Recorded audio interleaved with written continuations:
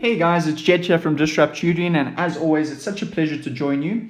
Today we're going to deal with a relationship between x and y. So you're going to be given a formula. The formula is in the center of this rectangle, and we're going to insert a certain x value to get out a certain y value, and then we're going to insert a certain y value to get out a certain x value. So let's start off by rewriting our formula. So our formula is going to be minus 2x plus 3. Now the first thing they want us to do is, by inserting a negative 3, they want us to find what y would be. So we know the negative 3 goes in the place of x. So what I would do first is rewrite this and open up a spot for x. Once you've got that spot, you can place what x is equal to, which is minus 3, into that spot. And now we know y is going to be equal to, start with the multiplication in terms of BODMAS. So that's minus 2 times minus 3. Two negatives give us a positive. 2 times 3 gives us 6 plus 3. So that's quite simple. Y is equal to 9. And that gives us the answer for 6.2.1, which is 9. Now let's move our attention over to 6.2.2. What do we notice? We notice now that they've given us a y, and we need to try and figure out what the x is when the y is 5. So I'm going to rewrite the question, equals minus 2x plus 3.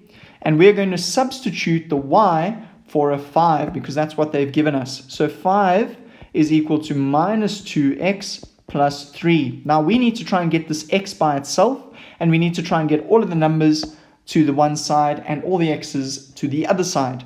So we are first going to get rid of this plus 3. How do we do that? We can just subtract 3 from both sides.